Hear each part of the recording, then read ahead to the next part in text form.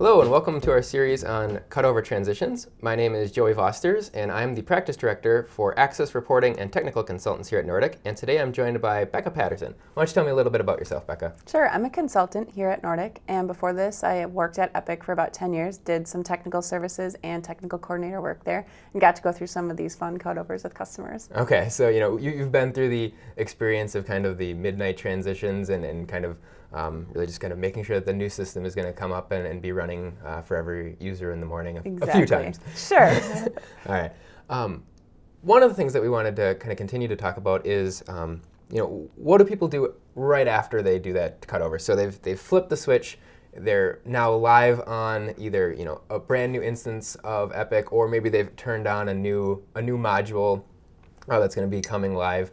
So what are a few of those things that people really need to do right after they do that cutover? Sure. So one of the things that follows in the immediate moments after the cutover is complete, system coming back up, can really depend on whether this is a new customer going live for the first time versus do we already have some users that are live in production and other users will be joining them now. So in that second case, you have users who are logged in and working probably around the clock if you're using this in a hospital, and they're going to have to get logged out and back in order to get the new security changes that you data couriered during the cutover, in order to get the new screens, in order to get the new reports, that sort of thing. So one of the things that is great to plan ahead of time to be able to jump right into after cutover is done is that massive log out and log back in for users. Now there's a couple different ways that you can do this.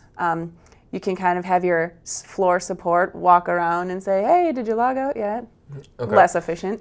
But another way that customers sometimes do it is that ahead of time it's an announcement. We're going to have a system downtime for 2 minutes at this time. Mm-hmm. Some kind of expectation that they won't be able to stay in there.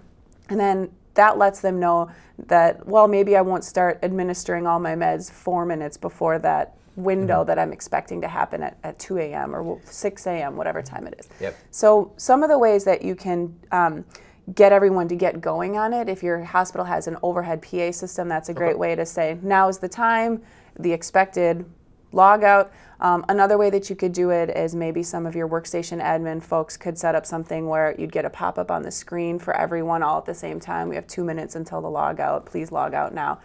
System will resume at 10:20 or whatever. Yep. Kind of set that time where they should come back in and get out before that. So the users have some sort of an expectation, and it may not even be a downtime. It's just they mean just to log out and log back in, so they're seeing all the changes that everyone's worked so hard to put into the system, and that they aren't expecting something and it's not going to show up for them. Right.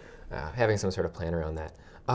In addition to making sure that your users kind of are kind of going to get the new pieces that they need. Mm-hmm. Is there anything that they may need to do with maybe their legacy system or some other pieces of functionality that now that you've done the cutover, maybe people don't need access to these other things anymore? Is there any types of cleanup that people need to do? Yeah, so the stuff that happens with the legacy systems can come in a couple of flavors.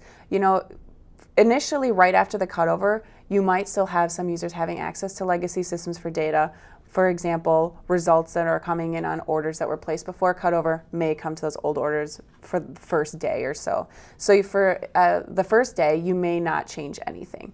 Then when you get to the point where the system's not going to be used anymore because the legacy system, every piece of data that we need from it has been moved into Epic, then you need to have a plan for how you're going to stop that access. For example, taking away the icons that the users use or changing their security. If you have some users who will still be in the system, maybe because you're rolling this out a department at a time, and other users who won't be in the system because now their information's all in Epic. So it kind of depends what your plan is for how you're going to do that. But then after the point where no users are going to be logging in there anymore, your icons are taken away, your security's been changed, you may still have those databases that hold that information around for a little while. Sometimes we are still hanging on to those until we feel comfortable that we see everything the way we expect, everything matches up. And sometimes just from a comfort standpoint, those databases will be kept around for another little bit of time, another couple weeks, a month, something like that, before they're taken down. And probably having some sort of plan for your users in terms of expectations of how long can we expect this data to be around in case, for some reason they need to reference it for some type of process where maybe there's still conversion getting that data out, but they still need to be able to, just kind of having that plan around how long people can kind of have a feeling that they're going to be able to access any of that old data that they may need to get to, but when they're going to kind of be fully living in the Epic system. Right. And if you're going to make some kind of documentation of, here are the dates and the activities that are going to happen on those dates, another great thing I've seen a customer kind of staple to that documentation is a crosswalk. In the old system, I found it here. In the new system, I found it here. Sometimes it's hard to remember that when you're going from the old system to the new system, or you're using the new system for the first time. So I think we've talked about a lot of great things that people can do to ensure a good conversion by planning for things that they need to do before, during, and after their conversion.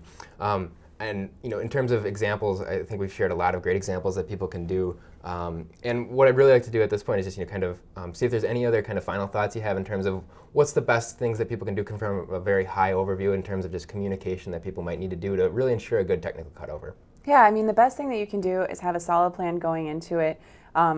Practice as much of the pieces of the plan as you can ahead of time, and have great communication to the end users who are going into the system for the first time versus the ones who are already in the system of what to expect and when. Yeah, just so everyone has the proper expectations of what they're going to see the next morning when they might be logging in for the first time. Right. Well, I think we've had a great conversation, Becca. I'd love to thank you for your time that you've been spending with us today and talking about technical cutovers, and I'd like to just thank everyone for tuning in. Thanks. Thanks.